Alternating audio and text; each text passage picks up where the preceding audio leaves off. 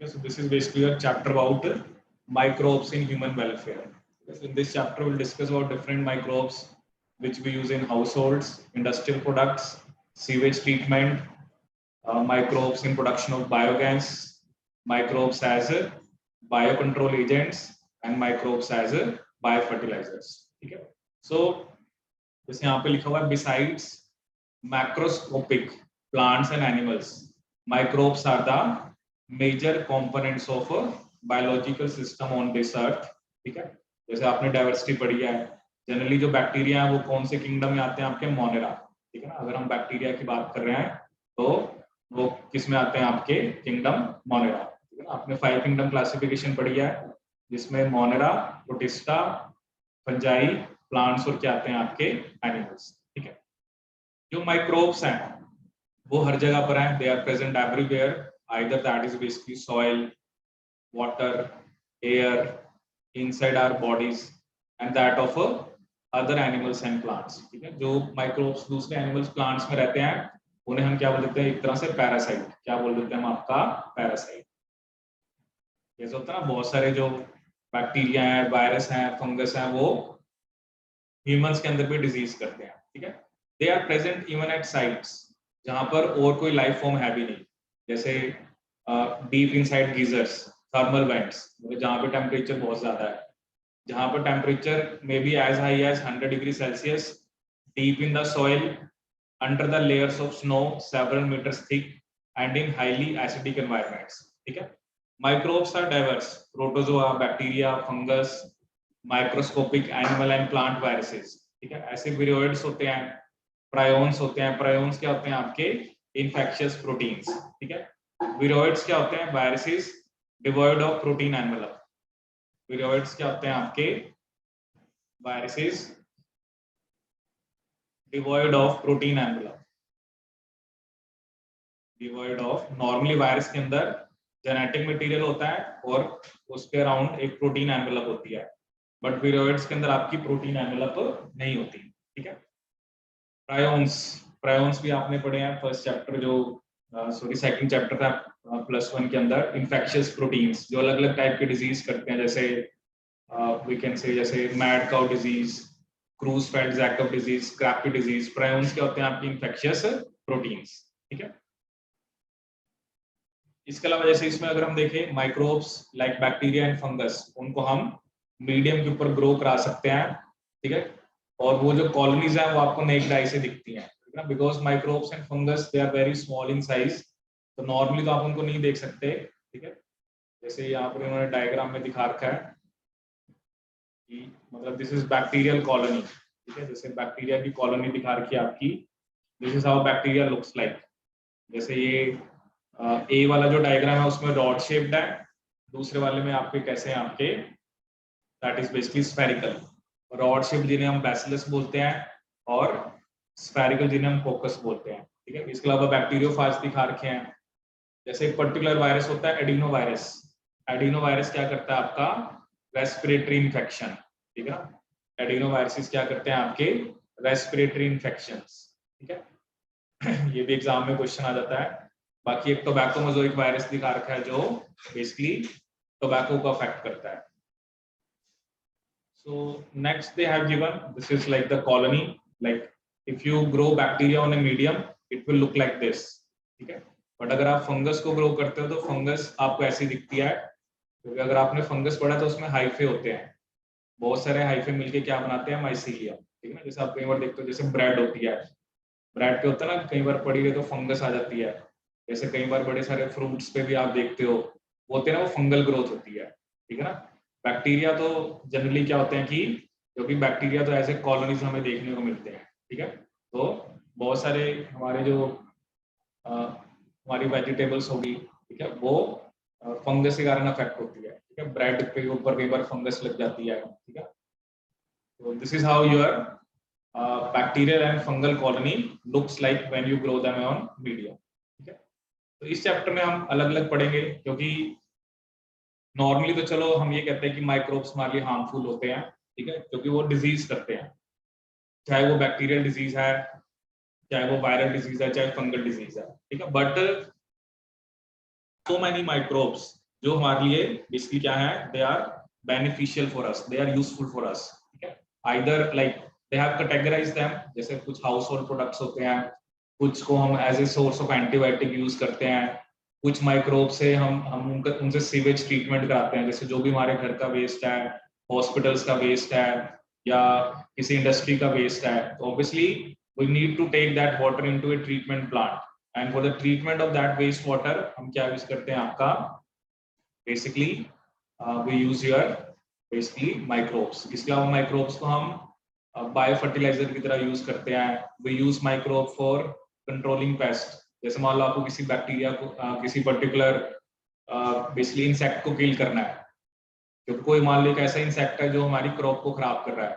तो you can kill that insect using bacteria, you can use fungus, you can use viruses also, ठीक है, वो भी हम पढ़ेंगे। तो सबसे पहले है हाउस होल्ड प्रोडक्ट्स, ठीक है, जैसे जो सबसे कॉमन सा एग्जांपल दिया है, कर्ड फ्रॉम मिल्क, ठीक है ना। जैसे आप क्या करते हो ना, हम खट्टा डाल देते हैं, जब हमें दही बनानी होती है दूध से, तो उसमें खट्टा डाल देते हैं, उस खट्टे में क्या होता है, बेसिकली लैक्टोबैसिलस या लैक्टिक एसिड बैक्टीरिया, वो क्या करते हैं, वो मिल्क को कर्ड में कन्वर्ट कर देते हैं, ठीक है। द लैक्टिक एसिड बैक्टीरिया जो है वो एसिड बनाता है, जो कोगुलेट करता है और पार्शली डाइजेस्ट करता है मिल्क प्रोटीन्स को, ठीक है।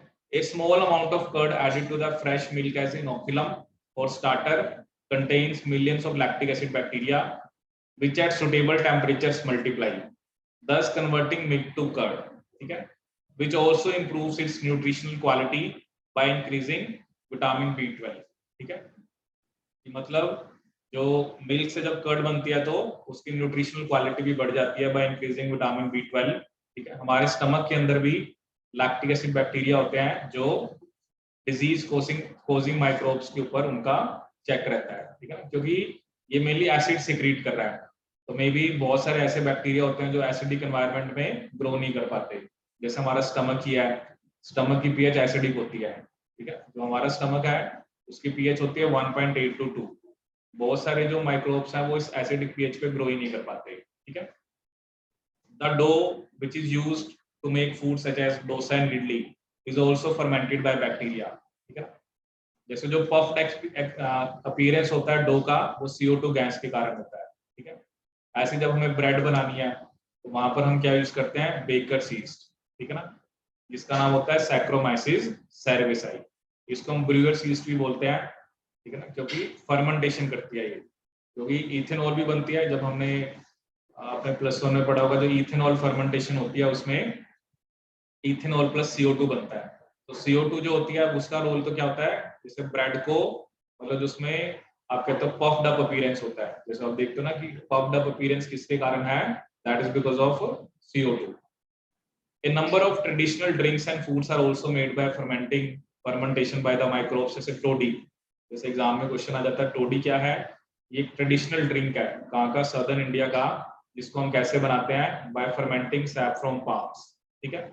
Microbes are used to ferment fish, soybean, bamboo shoots to make foods, ठीक है। Cheese, that is one of the oldest food items जिसमें हम माइक्रोब्स यूज करते हैं, ठीक है। अलग अलग टाइप के चीज आते हैं, ठीक है, जैसे और मतलब दैट डिपेंड्स कि उनका टेक्सचर कैसा है, फ्लेवर कैसा है, उसका टेस्ट कैसा है, ठीक है। तो जैसे एक स्पेसिफिक इन्होंने चीज बता रखा है, दैट इज स्विस चीज, इसमें जो लार्ज होल्स होते हैं वो किस कारण होते हैं, because of large amount of CO2 by bacterium Propionibacterium shermani, ठीक है। तो ये एग्जाम में क्वेश्चन आ जाता है, which bacteria we use for production of Swiss cheese, ठीक है।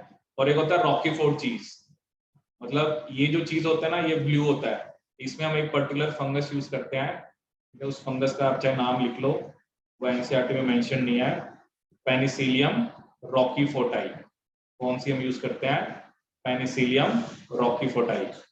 This is the fungus that we use in basically, कहाँ पर यूज करते हैं इसे हम आपका, we use this fungus in basically making of Roquefort cheese, ठीक है। तो इसमें हम फंगस कौन सी यूज करते हैं, पेनिसिलियम रॉकीफोर्टाई, ठीक है। तो यहाँ पर हमने कुछ हाउस होल्ड प्रोडक्ट्स की बात करी, चाहे वो आपको मिल्क से कर्ड बनाना है, चाहे टोडी की बात करी, चाहे हमने चीज की बात करी, ठीक है। नेक्स्ट हमारे पास क्या है, माइक्रोब्स इन इंडस्ट्रियल प्रोडक्ट्स, ठीक है। Even in industry, microbes are used to synthesize a number of products valuable to human beings. Beverages and antibiotics are some examples.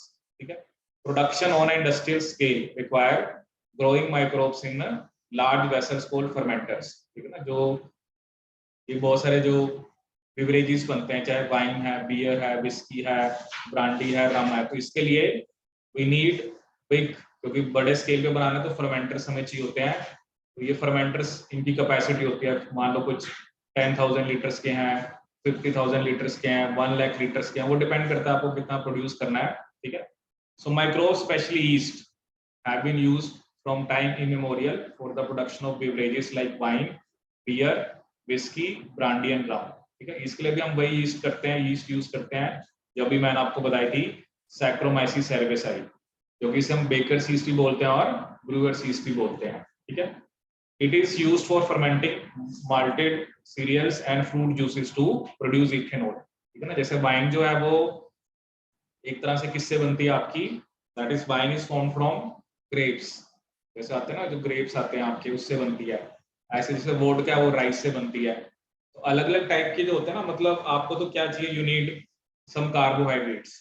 तो जैसे उस कार्बोहाइड्रेट से क्या बनता है, ग्लूकोज, और ग्लूकोज से फिर बेसिकली जो सैक्रोमाइसिस सेरेबेसाई है वो क्या बनाती है आपकी, इथेनॉल। ठीक है? तो क्या मटेरियल आप यूज कर रहे हो स्टार्टिंग में, जैसे एप्पल से बनती है, अलग अलग टाइप के यू कैन यूज फ्रूट्स, अलग अलग टाइप के जो सीरियल ग्रेन्स हैं आप उनसे बना सकते हो। ठीक है? Depending on the type of raw material and the type, एक होता है विद और विदाउट डिस्टिलेशन। ठीक है? विद और विदाउट डिस्टिलेशन का मतलब क्या है, इसमें आप डिस्टिलेशन करते हो उसमें अल्कोहल की कंसंट्रेशन ज्यादा होती है। ठीक है? जैसे वाइन और जो बियर है, ये दोनों कैसी हैं, विदाउट डिस्टिलेशन, क्योंकि इनके अंदर अल्कोहल कंटेंट कम होता है।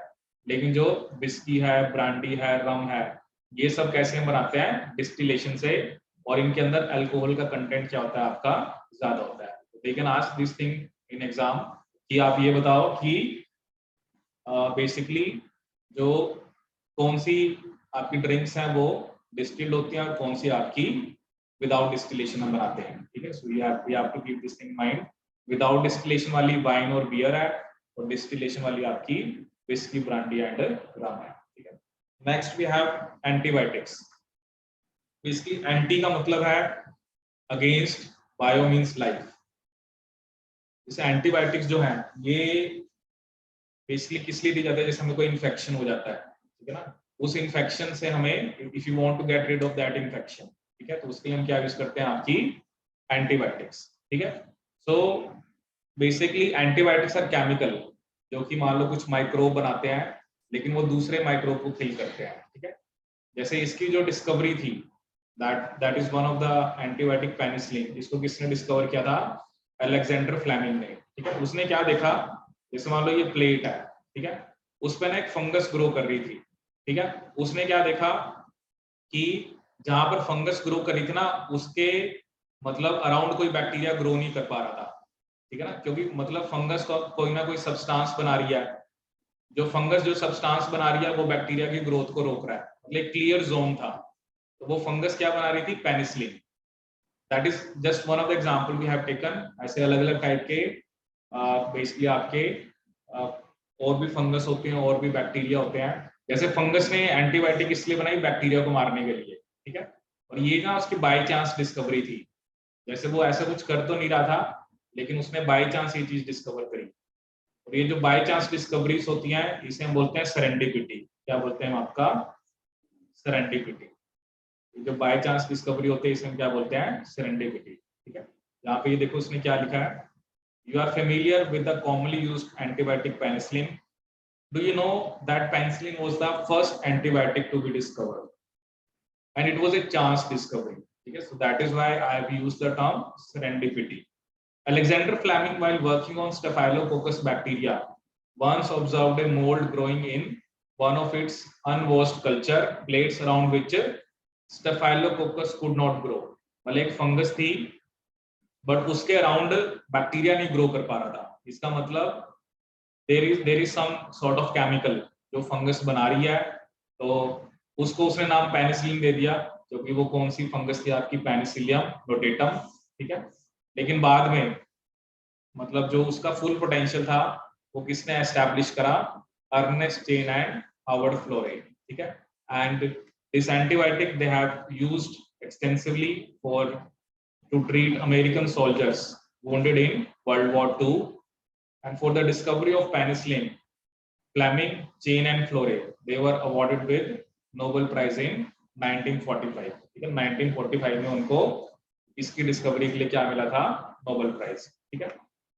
तो पेनिसिलिन के बाद हमने बहुत सारी एंटीबायोटिक्स को डिस्कवर किया, and with the help of antibiotics we manage to basically हमने बहुत सारी डिजीज को ट्रीट किया, चाहे वो प्लेग है, whooping cough है, डिप्थीरिया और लेप्रोसी है, which used to kill millions all over the globe, ठीक है। So basically today we cannot imagine a world without antibiotics, ठीक है ना। अब हमें कोई भी प्रॉब्लम होती है, कुछ भी ऐसा होता है, तो basically we go for antibiotic, ठीक है। Now the chemicals, enzymes and other bioactive molecules, ठीक है। जैसे यहाँ पर हम कुछ और भी केमिकल्स की बात करेंगे, जैसे एस्परजिलस नाइजर, इससे हम क्या बनवाते हैं, सिट्रिक एसिड। ये हम ना कमर्शियल स्केल की बात कर रहे हैं, मे बी सिट्रिक एसिड तो और भी कई फंगस बनाती हो, बट अगर हम कोई चीज लार्ज स्केल पे बनाना चाहते हैं, ठीक है, तो एस्परजिलस नाइजर। एसिडोबैक्टर एसिटाई को हम यूज करते हैं एसिडिक एसिड बनाने के लिए, क्लोस्ट्रीडियम ब्यूटाइलिकम को ब्यूटारिक एसिड बनाने के लिए, और लैक्टोबैसिलस को लैक्टिक एसिड बनाने के लिए एट कमर्शियल स्केल, ठीक है। ईस्ट की हमने पहले ही बात करी कि जिसको हम इथेनॉल बनाने के लिए यूज करते हैं, बेकरी वाली इंडस्ट्री में यूज करते हैं, ठीक है। Microbes can also be used for production of enzymes, जैसे लाइपेज होते हैं उनको हम डिटर्जेंट में यूज करते हैं। जैसे होता है ना कि हमारे कपड़ों पे ऑयल का स्टेन लग जाता है, तो जितने भी आपके जनरली डिटर्जेंट होते हैं उसमें लाइपेज होता है, ठीक है। ऐसे ही आप देखते हो ना, जो आप ये जूसेस आपको मिलते हैं जो बॉटल्ड होते हैं, वो थोड़े ज्यादा क्लैरिफाइड होते हैं, तो क्लैरिफिकेशन के लिए हम पैक्टिनेज और प्रोटीएज यूज करते हैं, ठीक है। याद आता है ना कि कौन सा एंजाइम हम कहाँ पे यूज करते हैं। आपका अगर पूछता है डिटर्जेंट इंडस्ट्री में, तो आपका आंसर क्या होना चाहिए, lipase. if you want to clarify juices, so you need proteases and pectinases. Streptokinase जो है वो स्ट्रेप्टोकोकस बनाता है, ये क्लोट बस्टर है। जैसे कई बार अगर क्लोट बन जाए किसी पेशेंट के अंदर, उसके ब्लड वेसल्स में, उसको डिसॉल्व करने के लिए हम स्ट्रेप्टोकाइनेज यूज करते हैं। एक है आपका साइक्लोस्पोरिनेज, ये एक इम्यूनोसप्रेसिव ड्रग है, ये इम्यून सिस्टम को सप्रेस करता है। जैसे जिन भी पेशेंट्स में ऑर्गन ट्रांसप्लांटेशन करनी होती है, उन्हें हमें ये पर्टिकुलर ड्रग देना होता है, and this drug is basically produced by Trichoderma polysporum, ठीक है। ऐसे एक और कंपाउंड है स्टैटिन्स। स्टैटिन्स जो ब्लड कोलेस्ट्रॉल लेवल को कम करते हैं, और इसे एक ईस्ट बनाती है, कौन सी, मोनास्कस परपुरियस। कौन सी ईस्ट बनाती है आपकी, Monascus purpureus. So what basically this yeast do, ये कोलेस्ट्रॉल सिंथेसिस को इनहिबिट करती है। किसको इनहिबिट करती है, कोलेस्ट्रॉल सिंथेसिस को, ठीक है। Next we have microbes in sewage treatment. We know that large quantities of wastewater are generated every day in cities and towns.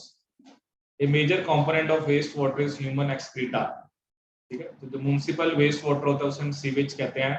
उसके अंदर बहुत ज्यादा अमाउंट में ऑर्गेनिक मैटर होता है, माइक्रोब्स होते हैं, उनमें से कुछ पैथोजेनिक भी हो सकते हैं, ठीक है।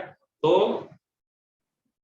ये जो वेस्ट वाटर आ रहा है हमारे घरों से, इंडस्ट्री से, आप इसको डायरेक्टली रिवर्स के अंदर नहीं डिस्चार्ज कर सकते, ठीक है ना, क्योंकि उससे तो फिर क्या होगा ना कि मान लो उस पानी को आगे कहीं कहीं भी जा रहा है, वहां के जो नेचुरल उस वाटर बॉडी में जो प्लांट्स एनिमल्स रह रहे हैं वो इफेक्ट होते हैं, ठीक है। So before disposal it has to, हमें उसे कहाँ पे लेके जाना है, सीवेज ट्रीटमेंट प्लांट में, जहां पर उसे हम कम पोल्यूटिंग बनाएंगे, ठीक है। तो treatment of waste water by heterotrophic microbe. Heterotrophic वो होते हैं जो अपना फूड खुद से नहीं बना सकते, ठीक है। इसमें सबसे पहले होता है प्राइमरी ट्रीटमेंट। प्राइमरी का मतलब क्या होता है, जैसे मान लो जो भी उसके अंदर मान लो कुछ पेबल्स हैं, मतलब आपके पत्थर हैं, आपके कुछ ऐसे ऐसे पार्टिकल्स हैं जो सेटल डाउन कर जाए। जैसे पानी है ना, पानी को आपने डाला, उसमें जो जो भी चीजें जो है वो सेटल कर सकती हैं, मतलब फिल्टर कर सकते हैं, या सेडिमेंट जैसे होता है ना, पानी के अंदर पत्थर है या कुछ भी और पार्टिकल्स हैं, तो कुछ पहले हम उनको नीचे सेटल डाउन करने देंगे, उसके बाद जो ऊपर वाला सारा पानी है उसको फिर हम सेकेंडरी ट्रीटमेंट के लिए भेजते हैं।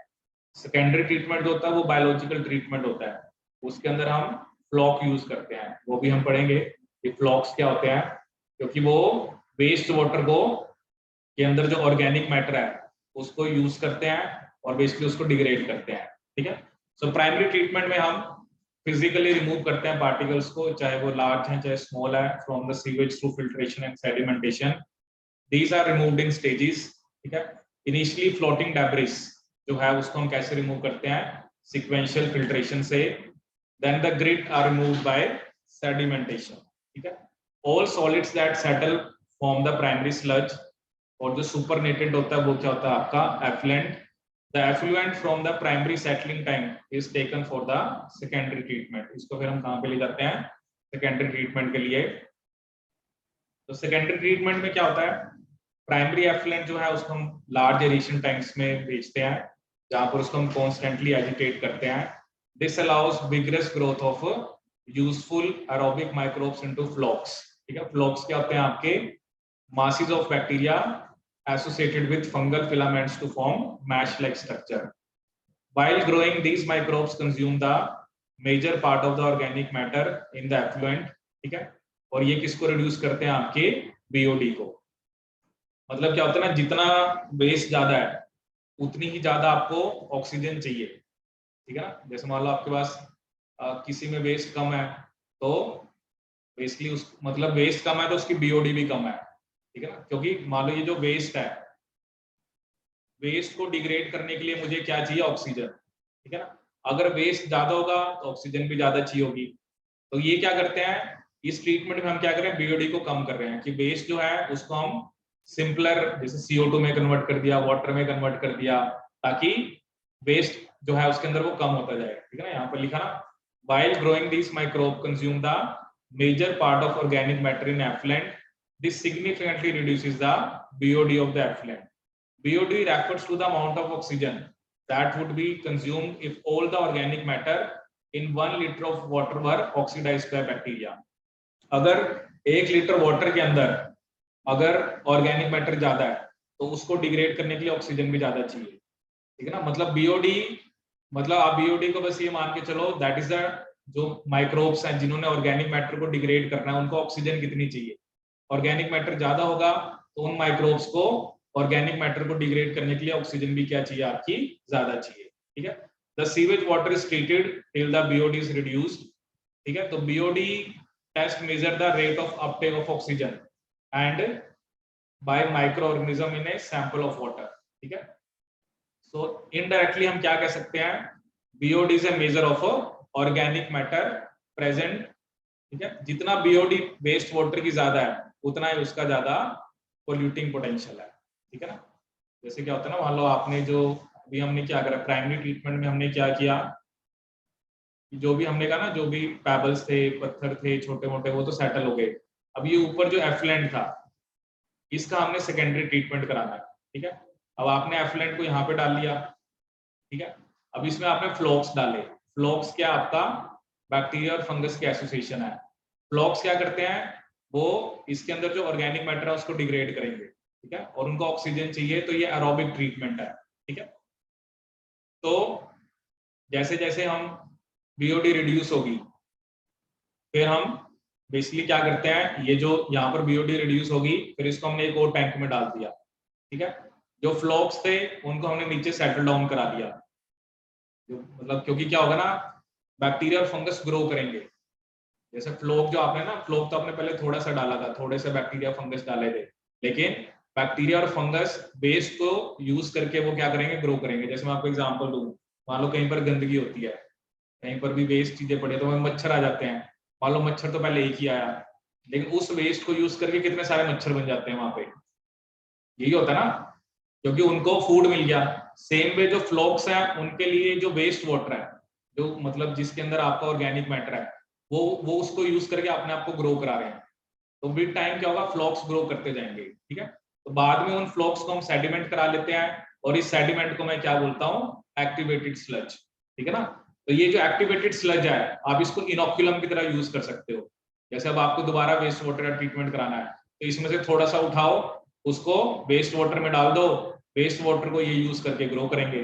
जैसे मैंने आपको बताया ना, अब दही में दूध से जब दही बनानी है आपको, तो आप क्या करते हो, खट्टा डाल देते हो, थोड़ा सा ही डालते हो ना, अगले दिन दही बन जाती है।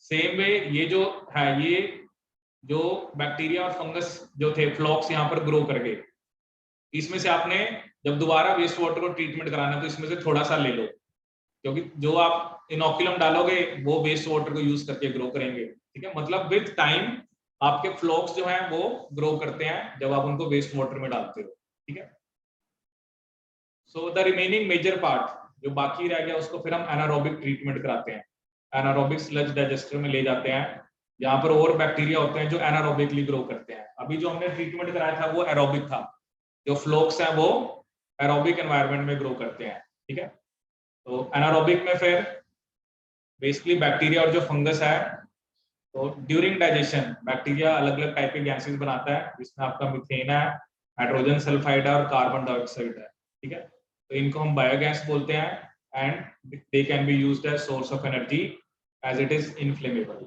ठीक है, फिर जो एफ्लुएंट है सेकेंडरी ट्रीटमेंट प्लांट से वो नेचुरल वाटर बॉडीज में चला जाता है, like reverse and streams.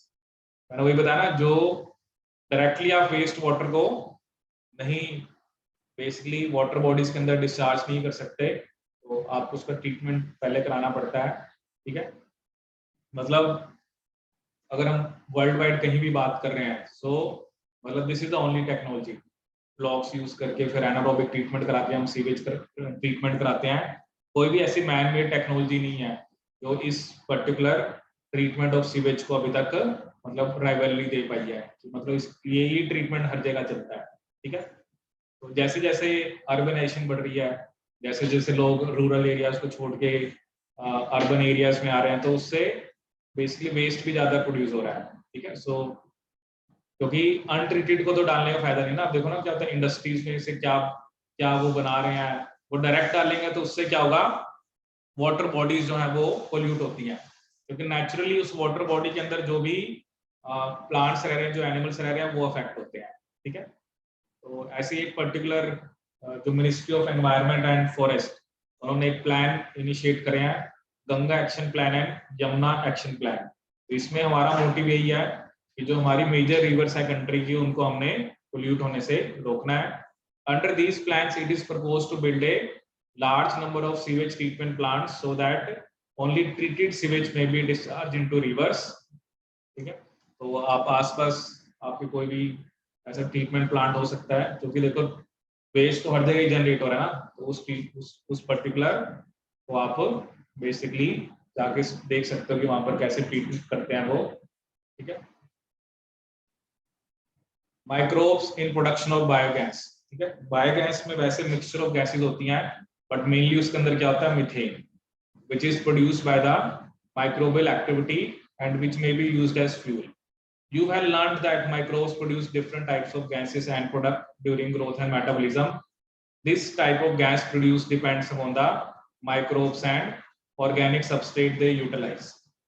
In the example cited in relation to fermentation of dough, cheese making and production of beverages, main gas क्या थी आपकी CO2। ठीक है, लेकिन जब बैक्टीरिया एनारोबिकली ग्रो करते हैं सेलुलोजिक मटेरियल के ऊपर, तो वो क्या बनाते हैं आपका CO2 एंड हाइड्रोजन, मीथेन के साथ CO2 हाइड्रोजन बनाते हैं। इन बैक्टीरिया को हम क्या बोलते हैं, मिथानोजेंस। ठीक है, and one of the common bacterium is Methanobacterium. So these bacteria are commonly found in anaerobic sludge. Anaerobic मतलब जहां पर ऑक्सीजन नहीं है। ये जो बैक्टीरिया है ये हमें स्टमक ऑफ कैटल, जैसे ये ना आर्की बैक्टीरिया होते हैं, मिथानोजन किसका एग्जांपल है, आर्की बैक्टीरिया का। आर्की बैक्टीरिया जो एक्सट्रीम कंडीशंस में रहते हैं, मिथानोजेंस ये भी नीट में आया था एक बार क्वेश्चन, कि जो गट ऑफ रूमिनेंट एनिमल्स है उसके अंदर आपको क्या मिलता है, आपका मीथेन, उसके अंदर क्या प्रेजेंट होता है, आपका मीथेन। ठीक है,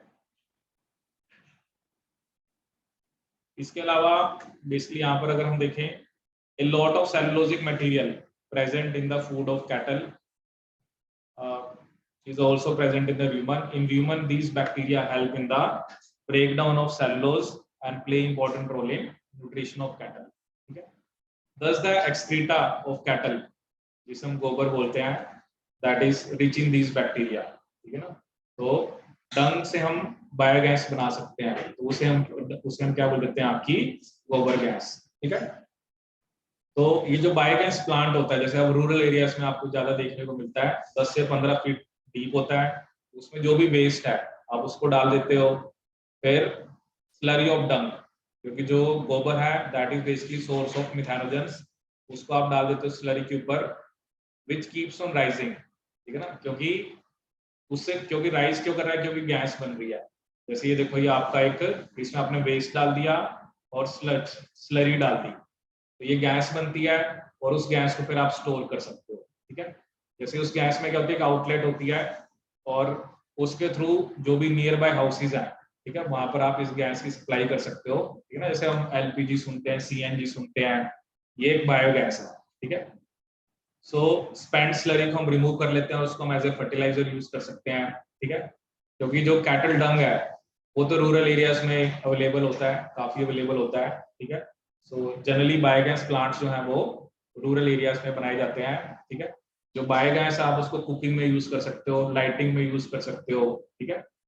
और जो टेक्नोलॉजी है बायोगैस प्रोडक्शन की, वो इंडिया के अंदर IARI, ये एक इंस्टीट्यूट है, Indian agriculture research institute and khadi and village industries commission, ठीक है। तो अगर आपका स्कूल विलेज या नियर इन विलेज है, तो वहां पर आप जाके बायोगैस जो होते हैं प्लांट्स हैं, वहां पर जाके आप विजिट भी कर सकते हो, ठीक है। तो नेक्स्ट हमारे पास क्या है, microbes as bio control agents, ठीक है। बायो कंट्रोल एजेंट्स, जैसे मैंने आपको पहले ही बताया, अगर किसी इंसेक्ट को आपने मारना है तो आप इंसेक्टिसाइड यूज करते हो, पेस्ट को मारना पेस्टिसाइड यूज करते हो, तो ये एक तरह से आप केमिकल यूज कर रहे हो, ठीक है। तो इसमें क्या फिर रिस्क रहता है, क्योंकि मान लो किसी ने बिना वॉश करे फ्रूट या कोई भी वेजिटेबल खा ली, तो उसके अंदर पेस्टिसाइड उसके अंदर जा सकता है, ठीक है। तो इसलिए ऐसा बोलते हैं ना, एक बोलते हैं ऑर्गेनिक फार्मिंग।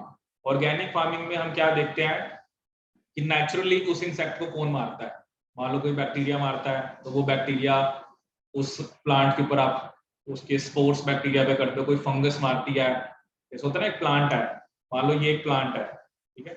मान लो इस प्लांट को ना एक इंसेक्ट क्या करता है, खराब करता है, ठीक है। लेकिन मुझे पता है एक बैक्टीरिया या फंगस या वायरस वो उस इंसेक्ट को मार सकता है, तो मैं बैक्टीरिया के स्पोर्स को हमने स्प्रिंकल कर दिया। अब जो इंसेक्ट है अगर वो इस प्लांट के ऊपर बैठेगा, उसको खाएगा, तो उसके अंदर वो बैक्टीरिया भी चला जाएगा, तो वो इंसेक्ट मर जाएगा, ठीक है। तो मतलब ऑर्गेनिक फार्मर जो होता है ना, वो देखता है नेचुरली कि उस इंसेक्ट को कैसे मारा जा सकता है, ठीक है ना। अदरवाइज तो फिर आपके पास वही है, इंसेक्टिसाइड है, पेस्टिसाइड है, ठीक है। क्योंकि वही है ना, आजकल वही है, क्रॉप को ज्यादा से ज्यादा आपने मतलब उसकी ज्यादा प्रोडक्शन करनी है, तो लोग सब कुछ यूज करते हैं, बट फिर कंसेप्ट आता है ऑर्गेनिक फार्मिंग का। ऑर्गेनिक फार्मिंग में हम क्या करते हैं, we are not dependent on basically you can say on these insecticides and pesticide. What we do, we look for something natural, how we can kill that insect in a natural way, ठीक है।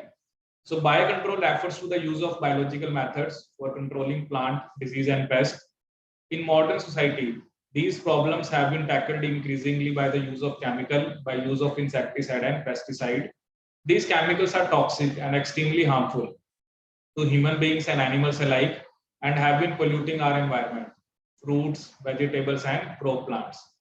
Or our soil is also polluted through the use of pesticides to remove weeds. Okay? So what is the biological control of pest and disease? In agriculture, there is a method of controlling pest that relies on natural predation. Naturally, उस insect को कौन मार सकता है, ठीक है? A key belief of organic farming is that biodiversity furthers health. The more variety a landscape has, the more sustainable it is. जैसे कोई भी बेसिकली जैसे यहाँ पे लेंगे लैंडस्केप, मतलब जहाँ पर जितने ज्यादा वैरायटी है प्लांट्स की, एनिमल्स की, माइक्रोब्स की, वो उतना ही ज्यादा स्टेबल होता है। The organic farmer therefore works to create a system जहाँ पर इंसेक्ट जो है that are sometimes called pest are not eradicated, मतलब उसको हम बिल्कुल खत्म नहीं करते, बट उसको हम एक मैनेजेबल लेवल तक रखते हैं, ठीक है, जिससे बैलेंस हो जाता है। Contrary to the conventional farming practices, which often use chemical methods to kill both useful and harmful life forms indiscriminately, this is a holistic approach that seeks to develop an understanding of the webs of interaction between the myriad of organisms that constitute the field fauna and flora. Okay? The organic farmer holds the view that eradication of the creatures that are often described as pests is not only possible but also undesirable. Okay? For without them, the beneficial predatory and parasitic insects which depend upon them as food or host would not be able to survive. देखो क्या होता है ना कि मान लो dependency है कि एक प्रेडेटर जो है वो एक चीज को खाता है, ठीक है। अब क्या होता है ना कि अगर वो पेस्ट बिल्कुल ही खत्म कर दिया आपने तो प्रेडेटर भी वहां से खत्म हो जाएगा, ठीक है ना। मतलब ऑर्गेनिक फार्मिंग का ये होता है कि eradication of creatures that are often described as pest is not only possible but also undesirable. क्योंकि जैसे होता है ना, मतलब एक जगह पर मान लो दो एनिमल है, एक प्रेडेटर है एक पेस्ट है, प्रेडेटर किसको खाता है? पेस्ट को। अगर मान लो सारे पेस्ट खत्म हो गए फिर प्रेडेटर क्या खाएगा? फिर तो प्रेडेटर भी खत्म हो जाएगा या उसको किसी दूसरी जगह मूव करना पड़ेगा। तो मतलब बिल्कुल नहीं खत्म करना, क्योंकि जनरली क्या होता है ना, जब हम टॉक्सिक केमिकल या पेस्टिसाइड यूज करते हैं, मान लो उन्होंने पूरा उस पेस्ट को मार दिया, तो जो उस पर डिपेंडेंट था वो मे बी मेरे लिए यूजफुल था, वो भी फिर वहां से खत्म हो जाएगा, ठीक है। सो an important part of biological farming approach is to become familiar with the various life forms that inhabit the field, predator as well as pest। मतलब एक साइंटिफिक स्टडी चाहिए वहां पे, कौन से प्रेडेटर हैं कौन से पेस्ट हैं, उनकी लाइफ साइकिल कैसी है, उनका फीडिंग पैटर्न कैसा है, किस टाइप का हैबिटेट वो रेफर करते हैं, ठीक है। अब जैसे एक एग्जांपल इसने दिया है, एक पर्टिकुलर लेडी बर्ड होती है, beetle with red and black markings, ladybird and dragonflies. They are useful to get rid of aphids and mosquitoes, ठीक है। An example of microbial biocontrol agent, जैसे अगर आपको बटरफ्लाई कैटरपिलर्स को कंट्रोल करना है तो हम क्या यूज करते हैं? Bacillus thuringiensis, ठीक है ना। अगर पढ़ा भी ये बायोटेक्नोलॉजी वाले में भी आपका आता है बीटी कॉटन का कंसेप्ट, Bacillus thuringiensis, ठीक है। तो ये भी पढ़ेंगे हम, वहां पर थोड़ा डिटेल में पढ़ेंगे। तो इसमें हम क्या करते हैं ना, हमारे पास सैशे आते हैं, उन स्पोर्स को हम बेसिकली जैसे स्पोर्स होते हैं उनको पानी में मिक्स करके स्प्रे कर दिया, जैसे ब्रेसिका फ्रूट ट्रीज के ऊपर। इंसेक्ट जैसे ही आके उस स्पोर को खाएगा तो वो जो स्पोर है वो इंसेक्ट के गट में चला गया, वहां पे जाके वो टॉक्सिन रिलीज करता है जिससे लार्वे आपके मर जाते हैं, ठीक है। So the bacterial disease will kill the caterpillar but leave other insect unharm. क्योंकि ये जो टॉक्सिन होता है ये स्पेसिफिक होता है, क्योंकि ये हमें ये भी ध्यान रखना होता है ना, क्योंकि इंसेक्ट्स पॉलिनेशन भी कराते हैं। अगर आपने यूजफुल इंसेक्ट को मार दिया फिर वो तो खराब चीज है। तो बेसिकली ये जो टॉक्सिन होते हैं दे आर हाईली स्पेसिफिक, ठीक है। अब तो हमने क्या करा है, टॉक्सिन को बनाने वाली जीन को ना प्लांट्स में डाल दिया है, मतलब हमें स्प्रे नहीं करने पड़ते, टॉक्सिन जो जीन बनाते हैं उसको प्लांट में डाल दिया, उसे हम क्या बोलते हैं? Transgenic plant. अगर उस प्लांट को अब इंसेक्ट खाएगा तो वो आपको किल हो जाएगा, ठीक है। तो ये तो हमने बैक्टीरिया की बात करी। ऐसे ही एक पर्टिकुलर फंगस आती है ट्राइकोडर्मा। अगर आपको सेवरल पैथोजेंस को किल करना है तो आप ट्राइकोडर्मा यूज करते हो, ठीक है। मतलब यहाँ पर 3 एग्जांपल्स हैं। बैक्टीरिया जो हम यूज करते हैं as a biocontrol agent, that is bacillus thuringiensis। Fungus जो हम यूज करते हैं वो यूज करते हैं ट्राइकोडर्मा, और वायरस जो यूज करते हैं वो होता है बैक्यूलोवायरस, जिसे हम न्यूक्लियो पॉलीहाइड्रोवायरस भी बोलते हैं, ठीक है। बैक्यूलोवायरस वो वायरसेस होते हैं जो स्पेसिफिकली इंसेक्ट को मारते हैं, ठीक है। तो ये सब देखना पड़ता है कौन सा इंसेक्ट है, किसको आप किल करना चाहते हो, और हमारा मोटिव यही रहता है कि उसका जो भी आप ये बायोकंट्रोल एजेंट यूज कर रहे हो उसका प्लांट, एनिमल या दूसरे मैमल्स, बर्ड्स, फिशेस पे कोई इफेक्ट नहीं होना चाहिए। That has to be targeted, क्योंकि वो टॉक्सिन ह्यूमंस को अफेक्ट कर रहा है, प्लांट्स को अफेक्ट कर रहा है, या किसी बर्ड को इन्फेक्ट कर रहा है, फिश को अफेक्ट कर रहा है, तो वो भी फिर हमारे लिए ठीक नहीं है, ठीक है। और इसमें लास्ट है माइक्रोब्स एज बायो फर्टिलाइजर। देखो फर्टिलाइजर्स का मेन मोटिव ये होता है हमें सोइल की फर्टिलिटी को बढ़ाना है, हमें सोइल को ज्यादा फर्टाइल बनाना है। जैसे सोइल के अंदर मान लो नाइट्रोजन नहीं है, फॉस्फोरस नहीं है, या कोई भी न्यूट्रिएंट नहीं है, तो वी यूज केमिकल्स, ठीक है। जैसे होता है ना कि अगर हम जैसे बात करें नाइट्रोजन नहीं है, नॉर्मली तो क्या होता है, एटमॉस्फेरिक नाइट्रोजन को फिक्स किया जाता है, जैसे नाइट्रोजन से अमोनिया बनाया जाता है, अमोनिया से नाइट्राइट, नाइट्राइट से नाइट्रेट। ये जनरली बैक्टीरिया करते हैं ऐसा, ठीक है। लेकिन अगर बैक्टीरिया नहीं है, या क्योंकि बैक्टीरिया को भी टाइम चाहिए इसको नाइट्रोजन से नाइट्रेट बनाने में, ठीक है। तो बेसिकली हम कई बार क्या करते हैं, हम नाइट्रेट जो केमिकल्स है वही सीधा डाल देते हैं, ठीक है ना। तो that is fertiliser, that is a chemical fertiliser. But organic farmer यही चाहता है कि हम केमिकल फर्टिलाइजर को यूज ना करके हम नेचुरली सॉइल की फर्टिलिटी को बढ़ाएं, ठीक है। सो with our present day lifestyle, environmental pollution is a major cause of concern. The use of chemical fertilizers to meet the ever increasing demand of agriculture produce has contributed significantly to this pollution. Of course, we have realized that there are problems associated with the overuse of chemical fertilizers, and there is a large pressure to switch to organic farming, the use of biofertilizers. Biofertilizers वो organism होते हैं जो nutrient quality of soil को enrich करते हैं. The main sources of biofertilizers are bacteria, fungus, and cyanobacteria. You have studied about nodules on the roots of leguminous plants formed by symbiotic association of rhizobium, ठीक है। क्योंकि rhizobium क्या करता है, वो एटमॉस्फेरिक नाइट्रोजन को फिक्स करता है, ठीक है। और भी बैक्टीरिया हैं जो एटमॉस्फेरिक नाइट्रोजन को फिक्स करते हैं, एजोस्पेरिलियम एंड एजोटोबैक्टर, ठीक है। इसके अलावा फंगस, माइकोराइजा, माइकोराइजा जो है that is a association between root and fungus. तो ये भी एग्जाम में क्वेश्चन आ रखा है, many members of the genus Glomus, ये माइकोराइजा बनाते हैं। फंगस का क्या काम होता है, वो प्लांट्स को फॉस्फोरस एब्जॉर्ब करने में हेल्प करता है, और इन टर्न जो फंगस है उसे फूड मिल जाता है, ठीक है। और प्लांट्स को और भी बेनिफिट होते हैं कि और जो पैथोजेंस हैं वो उसको इफेक्ट नहीं कर पाते, सैलिनिटी ड्रो से उसको, ड्रॉट से उसको टॉलरेंस मिल जाती है, और ओवरऑल इंक्रीज हो जाता है प्लांट ग्रोथ एंड डेवलपमेंट, ठीक है। ऐसे साइनोबैक्टीरिया जिन्हें हम ब्लू ग्रीन एल्गी बोलते हैं, ठीक है, they also fix atmospheric nitrogen, चाहे उसमें एनाबियन आता है, नोस्टोक आता है, ऑसिलिटेरिया आता है। राइस फील्ड्स के अंदर एक बड़ी इंपॉर्टेंट रिलेशन होती है एजोला एनाबियना। एजोला जो है वो एक फर्न है, azolla is a fern, anabaena is basically a insect, ठीक है। तो ये फर्टिलिटी को बढ़ाता है। Currently in our country a number of biofertilizers are available commercially in the market, and we use them to increase the fertility of soil and reduce the dependency on chemical fertilizers, ठीक है। So that is basically about your biofertilizers, ठीक है। Basically इसमें हमने क्या क्या पढ़ा, अगर आप चैप्टर में देखो तो मतलब माइक्रोब्स ही हमने सारे डिस्कस करे हैं। सबसे पहले हमने कुछ हाउस होल्ड प्रोडक्ट्स वाले की बात करी, ठीक है। फिर जैसे हमने कुछ एंटीबायोटिक्स प्रोडक्शन की बात करी, उसके अलावा आपने वेस्ट वाटर ट्रीटमेंट देखा, बायो कंट्रोल एजेंट्स देखे, ठीक है ना। तो ये सब चीजें हमारे लिए यूजफुल है कि कैसे हम चलो जो डिजीज करते हैं वो तो ऑब्वियसली हमारे लिए सब चीजें हार्मफुल ही हैं, but few of the microbes, either they are bacteria, fungus, viruses, so they are useful for us in many ways, ठीक है। तो हमने हाउस होल्ड प्रोडक्ट्स की बात करी, चाहे वो टोडी की बात करी, चाहे हमने लैक्टिक एसिड बैक्टीरिया की बात करी, चाहे वो हमने स्विस चीज की बात करी, चाहे वो रॉकीफोर्ड चीज की बात करी।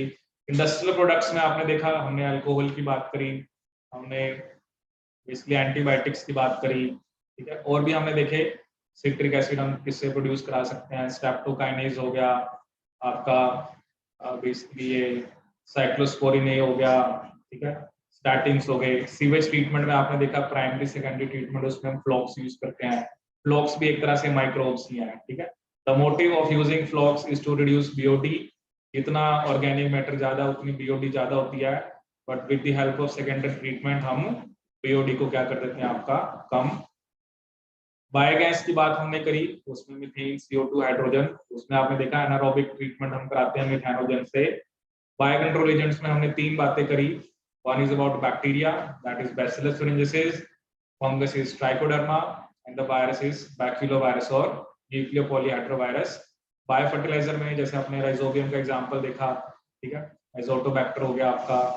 फंगस की बात करी तो उसमें माइकोराइजा की हमने बात करी, ग्लोमस जीनस जो होता है वो एसोसिएशन दिखाता है। और if you talk about cyanobacteria तो उसमें हमने एनाबेना, नोस्टोक एंड ऑसिलिटेरिया की बात करी। So these are basically your blue green algae.